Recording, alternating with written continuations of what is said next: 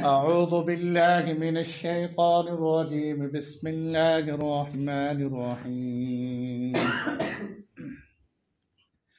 وإذ اعتزلتموهم وما يعبدون إلا الله فأووا إلى الكهف ينشر لكم ربكم من رحمته ويهيئ لكم من أمركم مرفقا. وترى الشمس إذا طلعت تزاور عن كهفهم ذات اليمين وإذا غربت تقرضهم ذات الشمال وهم في فجوة من ذلك من آيات الله. من يهد الله فهو المهتد ومن يضلل فلن تجد له وليا مرشدا.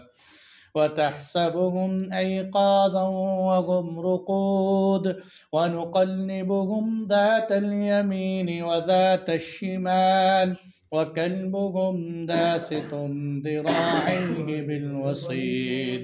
لو اطلعت عليهم لوليت منهم فرارا ولملئت منهم رعبا.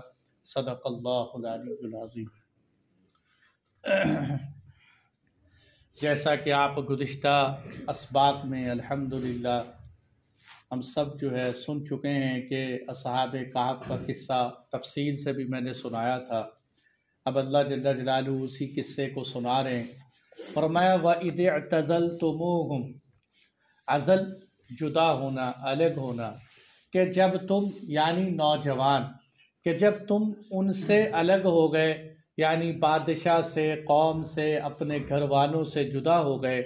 وَمَا يَعْبُدُونَ إِلَّا اللَّهِ، اور ان سے بھی جدا ہو گئے کہ جن کی وہ اللہ کے علاوہ عبادت کرتے ہیں، بتوں کی پوجا کرتے ہیں یا جس کو بھی خدا مانتے ہیں. جب تم ان کے خداؤں سے اور ان لوگوں سے جدا ہو گئے ہو تو اب ان میں سے ساتھی آپس میں کہنے لگے فَأْوُوا إِلَى الْكَهْفِ، لہذا تم چلو کسی غار کی طرف، يَنْشُرْ لَكُمْ رَبُّكُمْ، تاکہ تمہارے لیے تمہارا رب اپنی رحمت کو پھیلائے. وَيُهَيِّئْ لَكُمْ مِنْ أَمْرِكُمْ مِرْفَقًا، اور تمہارے لیے تمہارے معاملے میں آسانیاں پیدا کرے. نمبر ایک تو کیا ہے کہ اللہ تمہارے اوپر اپنی رحمت نچھاور کرے گا. نمبر دو، اللہ تمہارے لیے آسانیاں پیدا فرمائے. اور آگے فرمایا وَتَرَى الشَّمْسَ إِذَا طَلَعَتْ، آپ سورج کو دیکھے کہ اذا طلعت، کہ جب سورج طلوع ہوتا تھا، تزاور عن کہفہم، تو سورج طلوع کے وقت ان کی غار سے ہٹ جاتا تھا، ذات الیمین، دائیں طرف، وَإِذَا غَرَبَتْ تَقْرِضُهُمْ، اور جب سورج کے غروب ہونے کا وقت آتا تو سورج بائیں طرف کو ہٹ جاتا تھا. وَهُمْ فِي فَجْوَةٍ مِّنْ، اور وہ غار کے اندر کشادہ جگہ میں تھے.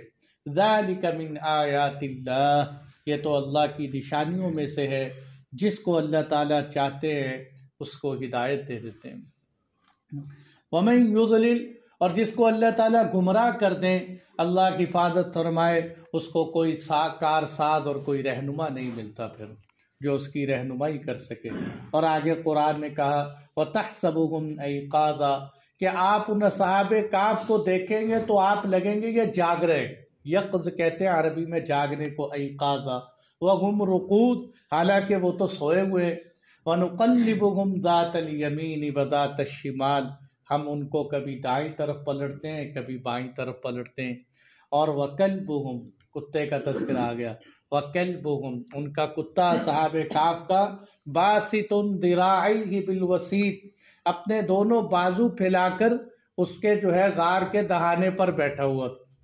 لَوِ اطَّلَعْتَ عَلَيْهِمْ، اگر آپ ان پر باخبر ہو جائیں، لَوَلَّيْتَ مِنْهُمْ فِرَارًا، تو آپ ان سے پیٹھ پھیر لیں گے اور آپ ان سے پیٹھ پھیر کر بھاگیں گے. وَلَمُلِئْتَ مِنْهُمْ رُعْبًا، اور آپ پر ان کا رعب طاری ہو جائے. اب دیکھو یہاں اصحاب کہف کا جو ترجمہ ہم نے یہاں سنا کہ اللہ جل جلالہ نے فرمایا کہ جب وہ اصحاب کہف کے نوجوان ایک طرف ہو کے بیٹھ گئے، جدا ہوئے اور آپس میں مشورہ کرنے لگے کہ بھئی اس بادشاہ کے سامنے ہم نے دربار میں کھڑے ہو کر اللہ کی بڑائی کا اعلان تو کر دیا، اب ایمان کا دعویٰ تو کر دیا، اب حالات برداشت کرنے پڑیں، اس لیے اب کیا کریں.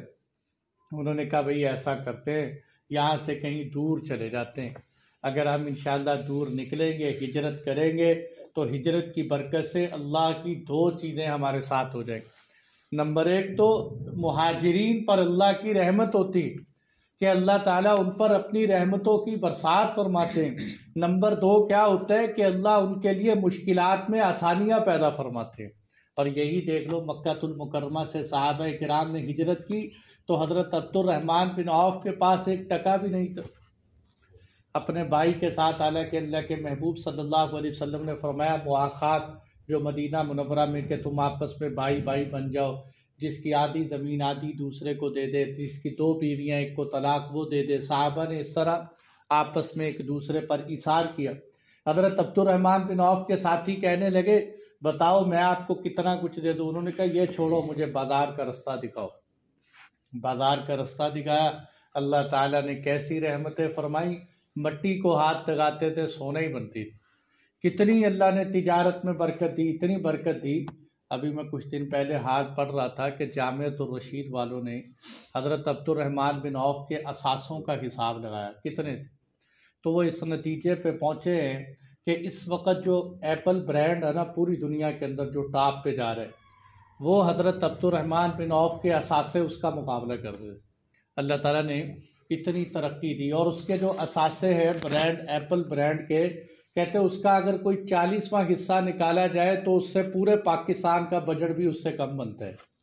تو اندازہ کرو کہ اللہ تعالیٰ نے ان کو کتنی مال و دولت، تو فرمایا کہ اللہ تعالیٰ تمہارے اوپر اپنی رحمتوں کی برسات بھی برسائے گا، کہ آخرت کے اعتبار سے بھی اللہ کی رحمتیں، دنیا کے اعتبار سے بھی، اور ساتھ ساتھ اللہ تمہارے لیے آسانیاں پیدا کر دے۔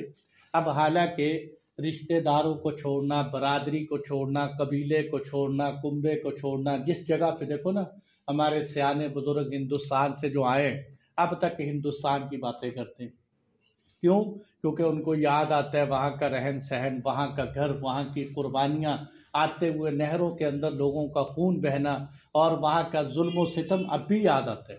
تو اسی طرح یہ آسان کام تو نہیں کہ صرف اللہ کی رضا کی خاطر، دنیا کی خاطر تو لوگ قربانیاں کرتے، لیکن اللہ کی رضا کی خاطر اپنا ایمان بچانے کے لیے وہ اپنی بستی کو چھوڑ کے نکل جانا، اور پھر وہاں ایک غار میں جانا کہ جہاں دنیا، دیکھو انسان جو ہے وہ ریلیشن شپ کی زندگی گزارتا ہے، آپس میں تعلقات۔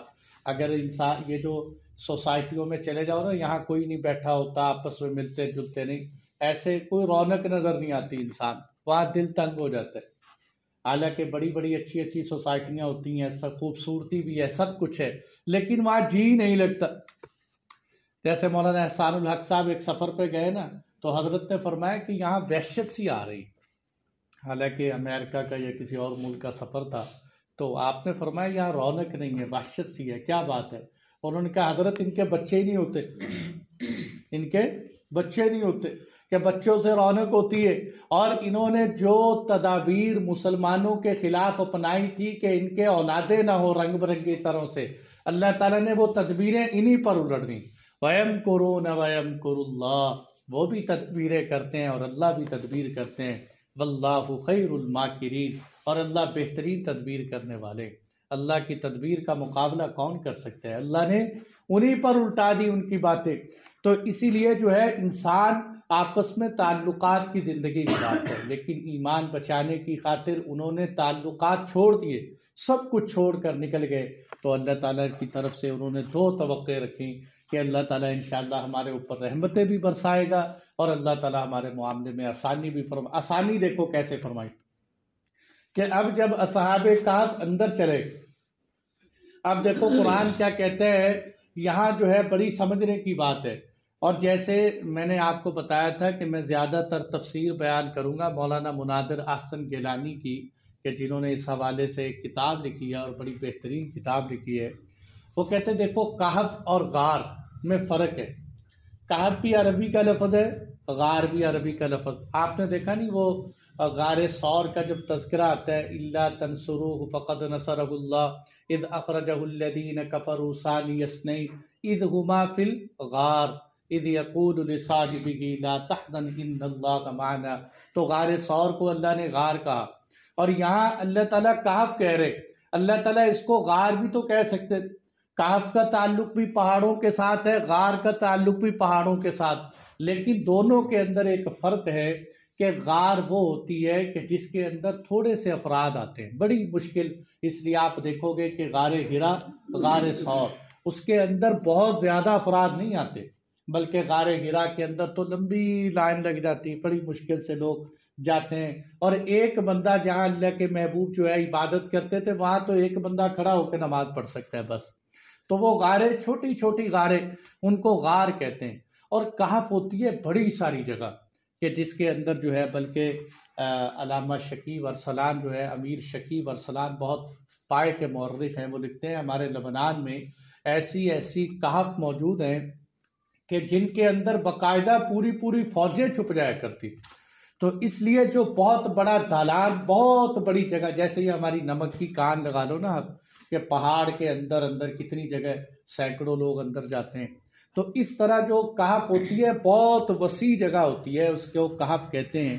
تو اب ہم یہاں توجہ اگر کریں کہ اس کہف کے اندر جو پہاڑوں کے اندر بڑی ساری جگہ، غار ہرا میں، غار ثور میں بھی ہو سکتا ہے کوئی ایسی جگہ ہو جس کے اندر بہت زیادہ لوگ چھپ جاتے ہیں، تو اس غار کے اندر، جس غار کے اندر بہت وسیع جگہ ہو نا، وہاں چند مسئلے پیدا ہو جاتے ہیں۔ نمبر ایک کیا ہوتا ہے کہ وہاں ٹھنڈک ہوتی ہے بہت زیادہ، نمک کی کان کے اندر جب بندہ جانے لگتا ہے نا تو ایسے لگتا ہے جیسے ایئر کنڈیشن کی ٹھنڈی ٹھنڈی ہوائیں اندر سے آ رہی، تو اندر رطوبت ہوتی ہے، ٹھنڈک ہوتی ہے، اور اسی طرح جب رطوبت اور ٹھنڈک ہوتی ہے، جہاں رطوبت اور ٹھنڈک ہو وہاں جراثیم بھی پیدا ہو جاتے ہیں۔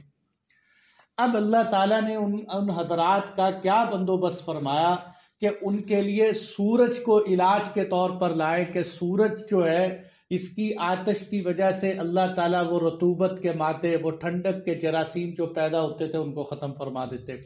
اور ختم کیسے فرمایا کہ دیکھو یہاں فرمایا تزاور عن کہفہم، حضرت فرماتے ہیں کہ جب ایک دو کیفیتیں اللہ نے بیان کی، ایک سورج کے طلوع ہونے کی، ایک سورج کے غروب ہونے کی۔ فرمایا جب سورج طلوع ہوتا ہے تو طلوع ہوتے وقت تو سورج غار سے ہٹ کے جاتا ہے، لیکن جب غروب کی باری آئی تو فرمایا کہ جب سورج غروب ہوتا ہے تو اصحاب کہف سے ہٹ کے جاتا ہے۔ غروب کے وقت نسبت کی ہے اصحاب کہف کی طرف، طلوع کے وقت نسبت کی ہے اللہ تعالیٰ نے غار کی طرف، پہاڑ کی طرف۔ تو یہی کیا فرق ہے کہ اصل بات یہ ہے کہ صبح صبح اللہ تعالیٰ جو سورج نکالتے ہیں اس کی روشنیاں بہت فائدہ مند ہوتی ہیں، اس لیے آپ نے دیکھا ہوگا ڈاکٹر کہتے ہیں چھوٹے چھوٹے بچوں کو کہ سورج کی ابتدائی شعاعیں لگواؤ بچوں کو، جو صبح صبح سورج نکلتا ہے تو وہ سورج بہت مفید ہوتا ہے، تو اس لیے وہ سورج کی شعاع اس غار پہ پڑتی ہے اور جو جراثیم اندر ہے بس اتنے ہی اچک لیتی ہے اور پھر واپس مڑ جاتی ہے، زیادہ دیر نہیں ٹھہرتی، تاکہ اصحاب کہف کو کہیں تکلیف بھی نہ ہو۔ تکلیف سے بھی اللہ تعالیٰ نے حفاظت فرمائی اور اندر کی رطوبت اور جراثیم کو بھی ختم فرمایا، اور فرمایا جس وقت سورج غروب ہوتا ہے اس وقت سورج کی شعاؤں کا اتنا فائدہ نہیں ہوتا، کوئی اس سے فائدہ نہیں اٹھاتا، اس لیے اللہ تعالیٰ فرماتے ہیں کہ اس وقت ہم سورج کو پیچھے ہٹا لیتے ہیں۔ اور یہاں سے حضرت فرماتے ہیں یہ بات سمجھ میں آ گئی کہ غروب کے وقت سورج کی شعاعیں پہاڑ پر تو پڑتی تھیں، غار کے اوپر بھی ہو سکتا ہے پڑتی ہوں، لیکن اصحاب کہف چونکہ اندر کے وہاں بیٹھے ہوئے تھے وہاں تک سورج نہیں پہنچتا تھا، تو اس لیے فرمایا کہ غروب کے وقت سورج اصحاب کہف سے ہٹا دیا جاتا تھا۔ وَهُمْ فِي فَجْوَةٍ مِّنْ، اور وہ ایک دالان میں، بڑے صحن میں، بہت بڑے ہال کے اندر صحابہ کرام بیٹھے ہوئے تھے۔ تو یہ ہے قرآن نے جو اس کا نقشہ کھینچا کہ جس وقت سورج ہم طلوع ہوتے وقت بھی سورج کو ہٹا دیے۔ اور یہاں سے ایک بہت بڑی کرامت، بعض لوگوں نے تو یہ کہہ دیا کہ جی وہ غار اس طرح کی بنی ہوئی تھی کہ سورج کی شعاعیں جاتی ہی نہیں، لیکن ہمارے زیادہ تر علماء کا کہنا یہ ہے کہ نہیں، ایسی بات نہیں ہے، وہ غار شمالاً جنوباً تو بنی ہوئی تھی لیکن اس کا ایک رخ جو ہے وہ مشرق کی طرف بھی تھا اور مغرب کی طرف بھی تھا، وہ شمال مشرق جنوب مغرب کے اندر اس طرح کی جو ہے وہ غار بنی ہوئی تھی کہ سورج کی شعاعیں جاتی تھی لیکن اللہ تعالیٰ اس کا رخ پھیر دیتے تھے۔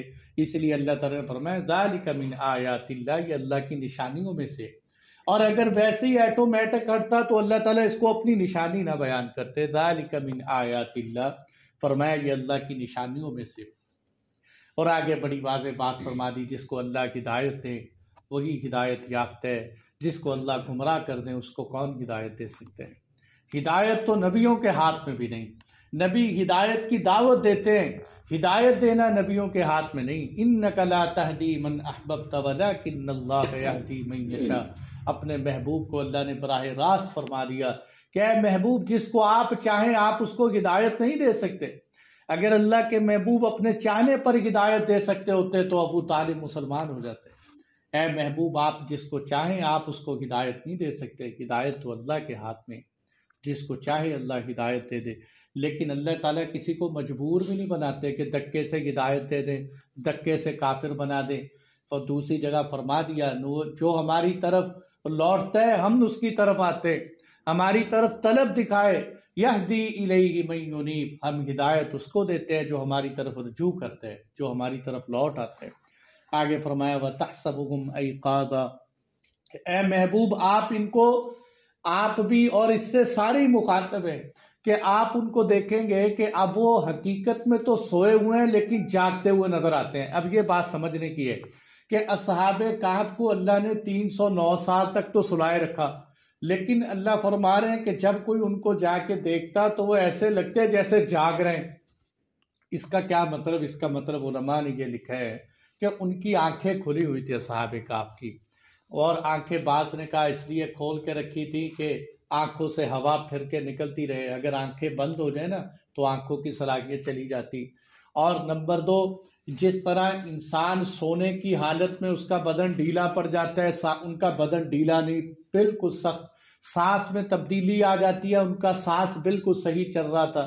یہ اس لیے بھی چل رہا تھا کہ اللہ تعالیٰ ان کی حفاظت کرنا چاہتے تھے کہ کوئی موذی حشرات الارض یا کوئی دشمن ان کو نقصان نہ پہنچائے، بلکہ ان کو دیکھ کے یہ لگے یہ جاگ رہے ہیں۔ وَتَحْسَبُهُمْ أَيْقَاظًا وَهُمْ رُقُودٌ، کہ آپ کو ایسے لگے وہ جاگ رہے ہیں صحابہ کرام۔ اور آج بھی الحمدللہ کئی برسوں بعد یہ دیکھنے میں آیا کہ بڑی بڑی پرانی قبریں شہداء کی جب کھولی گئیں تو وہ بالکل ایسے لگتے ہیں جیسے ابھی تر و تازہ پڑے ہوئے ہیں، ان کے چہرے پہ بشاشت ہے، اور ان کے سینے کو ایسے لگتے ہیں جیسے ابھی کفن دیا گیا، جسد بھی محفوظ، کپڑے بھی محفوظ، آنکھوں کی بینائی۔ بلکہ ایک صحابی رسول کا تو میں نے شاید پہلے بھی سنایا کہ جب ان کی نعش کو نکالا گیا تو ایک بہت بڑے آنکھوں کا ڈاکٹر بھی وہاں موجود تھا۔ جب لوگوں نے دیکھا، اس صحابی رسول غالباً حضرت حذیفہ تھے یا کون تھے، مجھے اس وقت نام بھول گیا، ان کو جب دیکھا گیا تو وہ آنکھوں کے ڈاکٹر نے جب ان کی آنکھ پہ لائٹ ماری دیکھا، اس نے کہا اللہ کی قسم یہ ایسے لگتا ہے جیسے آج ہی فوت ہوا ہے، اور ان کی آنکھوں میں بالکل ویسے ہی روشنائی ہے جیسے زندہ آدمی کی روشنی ہوتی ہے۔ کہتے وہ غیر مسلم ڈاکٹر اسی وقت مسلمان ہو گئے۔ تو اللہ تعالیٰ نے اپنی ہستیوں کو اس طرح تر و تازہ رکھا ہوا تھا۔ فرمایا وَتَحْسَبُهُمْ أَيْقَاظًا وَهُمْ رُقُودٌ، اور یہاں سے حضرت مفتی تقی صاحب ایک اور بات فرماتے ہیں جو اہل اللہ ہوتے ہیں وہ ایسے ہی لوگ ہوتے ہیں کہ بظاہر درویش لگتے ہیں، جیسے ان کو پتہ ہی کچھ نہیں، پھٹے پرانے کپڑے یا سادہ سادہ لوگ، لیکن جب ان سے بات کرو یا ان کی کتب کا مطالعہ کرو تو علم کے سمندر نظر آتے ہیں۔ پھر پتہ چلتا ہے کہ یہ تو جاگتے ہوئے شیر ہیں، ہم تو ان کو ایسے ہی سمجھ رہے تھے، یہ بس یہ بیچارے ملا، یہ داڑھی ٹوپی پگڑی والے لوگ کیا کریں، لیکن یہ اللہ کی طرف سے ہو سکتا ہے اللہ نے کائنات کا نظام انہی لوگوں کی وجہ سے چل جائے۔ اس لیے وَتَحْسَبُهُمْ أَيْقَاظًا وَهُمْ رُقُودٌ وَنُقَلِّبُهُمْ ذَاتَ الْيَمِينِ وَذَاتَ الشِّمَالِ۔ اب دیکھو نا، سوئے ہوئے ایک ہی جگہ پر، ہو سکتا ہے مٹی اس کروٹ کو کھا جائے۔ اللہ فرماتے ہیں ہم نے ان کو بچانے کے لیے ہم ان کی کروٹیں بھی بدلتے رہتے تھے، اور اس سے یہ بھی پتہ چلا کہ اللہ نے ان کو اتنی گہری نیند سلایا ہوا تھا کہ ان کو خود کروٹ بدلنے کا بھی احساس تک نہیں تھا، ان کی کروٹیں بھی اللہ ہی بدلتے تھے۔ وَنُقَلِّبُهُمْ، کبھی دائیں طرف کبھی بائیں طرف ان کو تبدیل کرتے رہتے تاکہ پتہ چلے کہ یہ جاگ رہے ہیں۔ وَقَلْبُهُمْ بَاسِطٌ ذِرَاعَيْهِ بِالْوَسِيدِ، فرمایا اور ساتھ ہم نے کیا کیا، وہ جو کتا ان کے ساتھ گیا تھا نا، وہ کتا صحابہ کہف کی غار کے اوپر جس طرح ایسے ٹانگیں پھیلا کے بیٹھ گئے۔ اب حالانکہ کتا بھی تو سویا ہوا تھا، لیکن کتے کو دیکھ کے بھی ایسے لگتا تھا جیسے یہ کتا ابھی کھا جائے۔ اللہ نے کتے کو بھی جگا کے رکھا ہوا تھا، جو بھی آتا انہوں نے کہا یہاں تو کتا بیٹھا ہے، واپس چلے جاتے، جیسے اللہ تعالیٰ نے غار کے دہانے پر سیدنا صدیق اکبر اور رسول اللہ کی حفاظت فرمائی کہ کبوتری نے وہاں انڈے دیے، مکڑی نے جالا تن دیا، اور یوں محسوس ہوا جیسے یہاں کبھی کوئی آیا ہی۔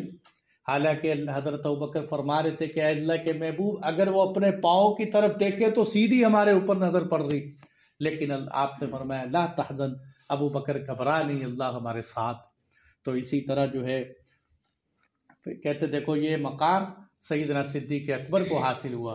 حالانکہ موسیٰ علیہ السلام جب دریا پر بنی اسرائیل پریشان ہوئی، بنی اسرائیل نے کہا موسیٰ مر گئے، آگے دریا پیچھے فرعون، آپ نے فرمایا بنی اسرائیل گھبراؤ نہیں، اللہ میرے ساتھ۔ لیکن اللہ کے محبوب نے فرمایا ابو بکر گھبرا نہیں، اللہ ہم دونوں کے ساتھ ہے، اللہ کی مدد میرے ساتھ بھی ہے، اللہ کی مدد صدیق تیرے ساتھ بھی ہے، ان اللہ معنا، کہ اللہ ہمارے ساتھ ہیں۔ تو اسی طرح اللہ نے غار کے منہ کے اوپر کتا بٹھا دیا مدد کے طور پر۔ کہتے دیکھو یہ اب یہاں حالانکہ جو کتا ہے نا، کتے کے حوالے سے کچھ باتیں آپ حضرات کے سامنے بیان کروں کہ کتا جو ہے نجس جانور ہے۔ کتا ایسا جانور ہے کہ قرآن کریم نے کتے کی مثال برائی کے ساتھ دی، دو جانوروں کی۔ فرمایا یہودی ایسے ہیں کمثل الحمار یحمل اسفارا، کہ جیسے گدھا ہوتا ہے کہ گدھا اپنے اوپر بوجھ اٹھاتا ہے لیکن اس بوجھ سے فائدہ نہیں اٹھاتا، اسی طرح یہودیوں کے پاس کتابیں تو ہیں لیکن کتابوں سے فائدہ نہیں اٹھاتے یہ گدھے۔ اور دوسری جگہ پر اللہ تعالیٰ نے فرمایا کہ یہ جو موسیٰ علیہ السلام کے زمانے میں وہ جو نیک عابد تھا، فرمایا کمثل الکلب، اس کی مثال تو کتے کی طرح ہے، کہ جس طرح کتا ہر چیز کو سونگھتا رہتا ہے کہ تاکہ کھانے پینے کا لالچی، اور نمبر 2 شہوت پرست ہوتا ہے کہ ہر وقت اس کی زبان ہانپتی رہتی، تو اللہ نے کتے کی مثال برائی سے دی، اور اللہ کے محبوب نے بھی کتے کی مثال برائی سے دی۔ فرمایا کہ ہدیہ کرنے کے بعد ہدیہ واپس لینے والا، کسی کو کوئی گفٹ دے دیا نا، بیوی کو دے دیا، دوست کو دے دیا، رشتہ داروں کو دے دیا، تو اس سے ہدیہ واپس لینے والا کمثل الکلب یقیء ویعود، اس کتے کی طرح ہے جو کتا کہہ کرے اور پھر چاٹ جائے۔ اللہ کے محبوب صلی اللہ علیہ وسلم، عام طور پہ لوگ ایسے کرتے ہیں، شادی ہوتی ہے تو بیوی کو تحفے ہی تحفے دے دیتے ہیں، اور جب طلاق دیتے ہیں اس سے سارا کچھ چھین لیتے ہیں، وہ بھی کتے کی طرح ہیں، یقیء ویعود، جو کہہ کرے اور پھر چاٹ لے۔ اس لیے کتا تو ہے ہی برا، بری مثالیں دی۔ آپ نے فرمایا جس گھر کے اندر کتا ہو وہاں اللہ کی رحمت کے فرشتے نہیں آتے، اور فرمایا جس گھر کے اندر کتا ہو اللہ تعالیٰ ان کی نیکیوں میں سے روزانہ 2 قرات نیکیاں کم کرتے رہتے ہیں۔ اب ہم دیکھو اعدائے دشمنوں نے کیا کیا کہ اسی کتے کو کتنا معزز بنا دیا، جناب کتوں کے ہاسپٹل، کتوں کے ہاسٹل، اور مرتے ہیں تو لاکھوں کروڑوں کی جائیداد یہ کتے کے نام کر دی، یہ وراثت جو ہے کتا صاحب لے جائیں گے۔ اور کیا ہوتا ہے کہ ایسی پیار محبت گود میں بٹھا بٹھا کے ان کے منہ کو چاٹتے ہیں، وہ ان کے منہ کو چاٹتا ہے، یہ تہذیب بن گئی۔ اور ان کو دیکھ دیکھ کے، وہ تو ہے ہی کافر، ان کو کیا ان کے بندہ تبصرے اور تذکرے کرے، لیکن ان کو دیکھ دیکھ کے مسلمانوں کو بھی شوق جاگ اٹھا۔ اب جناب چھوٹے چھوٹے کتے لے کے کوئی گود میں بٹھائے ہوئے ہے، کوئی کندھوں پہ بٹھا رہے، کوئی کہاں بٹھا رہے، یہ شوقیہ کتے۔ اللہ کے محبوب صلی اللہ علیہ وسلم نے فرمایا کہ یہ اس گھر میں رحمت کے فرشتے نہیں آتے۔ ہاں کھیتی کی حفاظت کے لیے کتا وہ رکھ سکتے ہیں، جانور مویشی مال کی ڈیروں میں حفاظت کرنے کے لیے کتا رکھ سکتے ہیں، اس کی اجازت ہی ہے آپ نے، لیکن اس طرح گھروں میں رکھنا شوق سے۔ بلکہ عجیب میں سوچ رہا تھا کہ اگر کوئی نسلی اصلی جاندار کتا نہیں نہ رکھنا، تو وہ جو دشمنوں نے ایک ذہن بنا دیا، کتے کا کارٹون لے کے گاڑی میں وہ لگا دیتے ہیں کہ کہیں نہ کہیں کسی نہ کسی طریقے سے شوق پورا ہو جائے، پتہ چل جائے کہ ہم بھی اتنا تو کتے سے محبت رکھتے ہیں کہ گاڑی بھی کتے کے بغیر نہیں چلتی، تو وہ کتے کا کارٹون بنا کے گاڑی کے اندر، کوئی بلی کا کارٹون بنا کے گاڑی کے اندر۔ تو اس لیے یہ تو اب کتے کی اتنی نفرت اللہ کے محبوب صلی اللہ علیہ وسلم نے جگائی۔ بلکہ وہ ایک دفعہ نا حضرت شاہ صاحب گاڑی میں سفر کر رہے تھے، ایک شیعہ بھی گاڑی میں چڑھ گیا، نواب تھا، وہ گاڑی میں آیا تو حضرت نے اس سے چھپایا اپنے آپ کو کہ میں کوئی اجنبی آدمی ہوں تاکہ اس سے پتہ نہ چلے۔ آپ نے پوچھا بھائی تیرا نام کیا ہے؟ کہتا ہے میرا نام ہے نواب کلب علی، نواب کلب علی یعنی علی کا کتا۔ میرا نام کیا ہے؟ علی کا کتا۔ انہوں نے کہا خدا کے بندے یہ کوئی نام ہے علی کا کتا؟ ایسے بیوقوف لوگ ہوتے ہیں۔ ایک مجھے ٹرین میں ملا، میں نے کہا بھئی یہ تو نے گلے میں سنگلی ڈالی ہوئی ہے، وہ جو کتے کو نہیں گلے میں ڈالتے، وہ اس طرح لٹک رہی۔ میں نے کہا یہ کہاں؟ کہتا سخی سرور جا رہا ہوں۔ کیوں بھائی؟ کہتے میں نے منت مانی تھی، وارث پور سے چلا ہوں، میں نے منت مانی تھی کہ اگر میرا فلاں کام پورا ہو جائے تو حضرت کے دربار پہ کتا بن کے جاؤں۔ اب میں کتا بن کے جا رہا ہوں۔ اللہ نے انسان بنایا، یہ کتے بنتے پھر رہے ہیں۔ اللہ بھی جو ہے دیکھتا ہوگا کہ میں نے ان کو انسان کیوں بنایا، کتا ہی بنا دیتا کہ جن کو کتا بننے کا شوق ہے۔ اب جناب وہ کیا کہہ رہے ہیں؟ وہ کہتے ہیں کلب علی، میرا نام ہے نواب کلب علی، علی کا کتا۔ انہوں نے کہا علی کا کتا تو نے کیوں رکھ لیا؟ کہتا ہے اگر اصحاب کہف کا کتا جنت میں جا سکتا ہے تو علی کا کتا جنت میں نہیں جا سکتا۔ دلیل سنیے آپ نے، اگر اصحاب کہف کا کتا جنت میں جا سکتا ہے تو علی کا کتا جنت میں نہیں جا سکتا۔ انہوں نے کہا تیرا کیا نام؟ انہوں نے آگے سے شاہ صاحب نے کہا میرا نام ہے خنزیر اللہ۔ کیا نام ہے؟ خنزیر اللہ، اللہ کا خنزیر۔ وہ کہتا ہے یہ کون سا نام ہے؟ کہتے ہیں اگر علی کے کتے بخشے جا سکتے ہیں تو اللہ کا خنزیر نہیں بخشا جا سکتا، اس لیے میرا نام اس نے کہا نہیں یہ بات۔ وہ کہتے ہیں بیوقوف آدمی، اصحاب کہف کا کتا جو جنت میں جائے گا، کتا جنت میں نہیں جائے گا، اللہ اس کو انسانی شکل اپنا کر جنت میں داخل کروائیں گے، اس لیے کہ علی تو جنت میں جائیں گے، علی کے کتے جنت میں نہیں جائیں گے، اس لیے اپنا نام تبدیل کرو۔ کہتے وہ کہنے لگا یہ تو یا تو شاہ صاحب ہے یا تو شاہ کا مرید ہے، کوئی اور بندہ مجھے اس طرح لاجواب نہیں کر سکتا۔ تو خیر یہاں بات یہاں سے یاد آئی کہ قلب کی اتنی نفرت اللہ تعالیٰ نے بٹھائی، لیکن ان حضرات نے کتے کو اپنے ساتھ لیا۔ کہتے یا تو اس کی وجہ یہ تھی کہ اس وقت شریعت کے اندر کتے کی یہ ممانعت نہیں تھی، یا یہ وجہ تھی کہ وہ مال مویشی والے لوگ تھے، اس وجہ سے کتا مویشی جیسے چرواہے کا بکریوں کا ساتھ تھا تو اس وجہ سے کتا ساتھ چلا گیا۔ لیکن یہاں سے یہ بات تو میرے دوستوں سمجھ آ گئی، علامہ قرطبی نے فرمائی کہ اے مسلمانوں، اگر اللہ تعالیٰ اس کتے کو کہ جو کتا ہو کر اصحاب کہف کے ساتھ چلے، اللہ تعالیٰ اس کو نیک لوگوں کی صحبت کی وجہ سے اتنا بلند کرے کہ اس کے تذکرے قرآن میں کرے۔ اگر تم ایمان والے ہو کر اللہ والوں کی قدر کرو تو اللہ تمہیں کتنی شان دیں گے۔ اگر تم ایمان والے بن کر اولیاء اللہ کی صحبتوں میں بیٹھو تو اللہ تمہیں کتنا چمکائیں گے کہ ایک کتا ہو کر اتنا مقام پا گیا۔ اس لیے شیخ سعدی فرماتے ہیں پسر نو بابیداں نشست کہ نو علیہ الصلاۃ والسلام کا بیٹا بروں کے ساتھ بیٹھا تو خاندان کی بدنامی کا ذریعہ بن گیا۔ اصحاب کہف کا کتا نیک لوگوں کے ساتھ بیٹھا، اللہ نے اس کا تذکرہ قرآن میں کر دیا۔ اس لیے یہ ہمارے لیے بہت بڑا سبق ہے۔ وَقَلْبُهُمْ بَاسِطٌ ذِرَاعَيْهِ بِالْوَسِيدِ کہ ان کا کتا، اللہ تعالیٰ نے کتے کو چمکا دیا کہ کتا بھی اللہ کی مخلوق ہے، اللہ تعالیٰ جس سے جو کام لے۔ کہ حضرت شاہ ولی اللہ رحمۃ اللہ علیہ کے والد تھے شاہ عبد الرحیم، ایک دفعہ اس طرح نہر پار کرنے لگے تو دیکھا کہ سامنے سے کتا بھی آ رہا ہے۔ آپ نے اس کتے کو دیکھ کے کہ چلو میں گزرتا ہوں، یہ سائڈ پہ ہو بھی جائے تو کیا بات ہے، حقیر سا سمجھا۔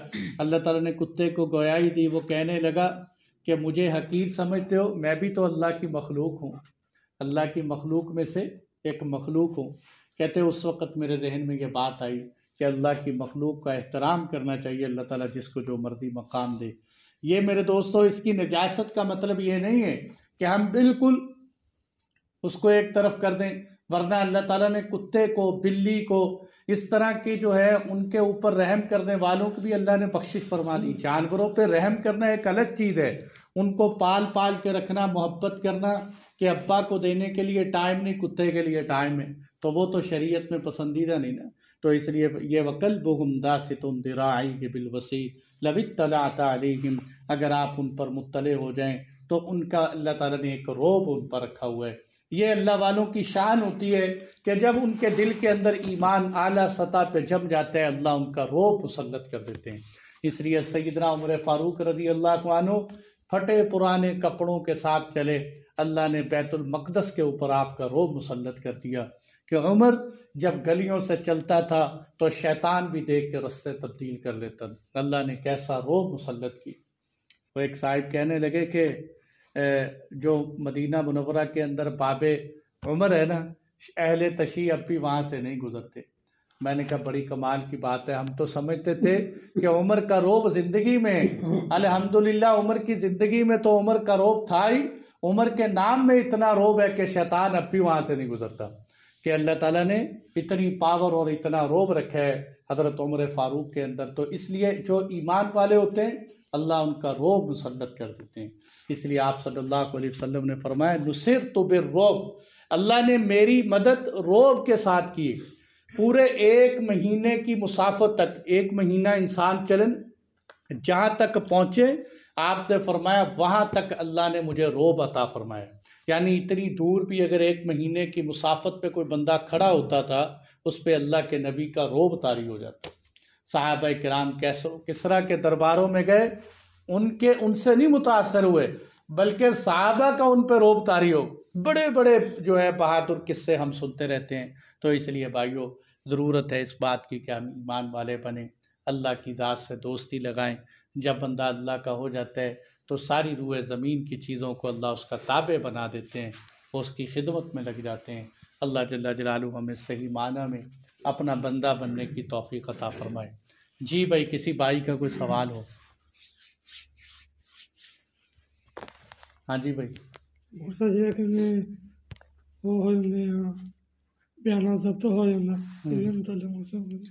ہاں بھائی کا سوال یہ ہے کہ یہ جو بیانہ ضبط کر لیتے ہیں لوگ، یہ ٹھیک ہے کہ نہیں؟ دیکھو یہ بات سمجھنے کی ہے میرے دوستوں، کچھ چیزیں بازار کا رول ہوتی ہیں، کچھ چیزیں شریعت کے ضابطے ہوتے ہیں۔ ہم کبھی بھی بازار کے رول کے اندر شریعت کے ضابطے کو ایک طرف نہیں کر سکتے۔ شریعت کا ضابطہ یہ ہے کہ جب ایک بندے کے ساتھ آپ کا سودا نہیں ہوا تو اب آپ کو بالکل یہ حق حاصل نہیں ہے کہ آپ اس کے پیسے دبا جاؤ، بلکہ اس کو اس کے پیسے واپس کرو۔ ہاں اس نے آپ کے ساتھ وعدہ خلافی کی ہے، اس وعدہ خلافی کا اس کو گناہ ضرور ملے، وعدہ خلافی، لیکن وعدہ خلافی کی یہ سزا نہیں ہے کہ آپ اس کے پیسے ضبط کر جاؤ اور کہو کہ جی مارکیٹ کے اصول کے موافق میں پیسے کھا جاؤں۔ اب تو حیرانگی ہوتی ہے اس بات پر کہ لوگ سمجھتے ہیں، 2 ساتھی جو ہے نا وہ آپس میں کاروبار کرنے لگے، تو اس نے کہا چلو مفتی صاحب کے پاس چلتے ہیں تاکہ ہمارے کاروبار کی شقیں شریعت کے موافق ہو جائیں۔ وہ کہنے لگا اگر مفتی کے پاس جانا ہے پھر میں تمہارے ساتھ کاروبار نہیں کرتا، اس لیے کہ مفتیوں کی شرطیں تو بہت سخت ہوتی ہیں۔ تو میرے دوستو، شریعت کے موافق معاملات، اللہ نے دین صرف مسجد کی حد تک نہیں دیا، معاملات میں بھی ہماری رہنمائی کی ہے، بلکہ دین اسلام کا صرف ایک حصہ عبادات ہیں اور 3 حصے معاملات ہیں۔ ہم ایک حصے کو لے کر 3 حصے چھوڑ دیں تو یہ اسلام کے صرف ہم 1/3 ایک حصے پہ چلیں گے، 3 حصوں پہ نہیں چلیں گے۔ اس لیے اسلامی لا اور اسلامی اصول یہ ہے کہ بیانہ کبھی بھی ضبط نہیں ہوتا، اور بیانے کو ضبط کرنا بالکل ناجائز اور حرام۔ اور بھائی کسی کا کوئی سوال؟ 309 سال کا قصہ قرآن چ ہے یا حدیث دے وچ ہے؟ قرآن میں ہے، آگے ہم انشاءاللہ قرآن میں پڑھیں گے۔ قرآن میں آگے اسی صورت میں اس کے الفاظ آ رہے ہیں کہ جو ہے 309 سال تک صحابہ جو ہے سوئے رہے، یہ قرآن کی آیت ہے۔ اور بھائی کسی کا کوئی سوال؟ ماشاءاللہ سوالات کیا کرے بھائی، اس سے جو ہے انسان کے علم میں اضافہ ہوتا ہے۔ دیکھو 2 باتیں ہمارے پاس سوال کی آ گئی، آپ حضرات بولیں گے، کھلیں گے، سوال کریں گے تو انشاءاللہ پھر ہر معاملے کے اندر آپ کو رہنمائی ملنی آسان ہو جائے گی۔ اللہ جل جلالہ ہم سب کو عمل کی توفیق عطا فرمائے۔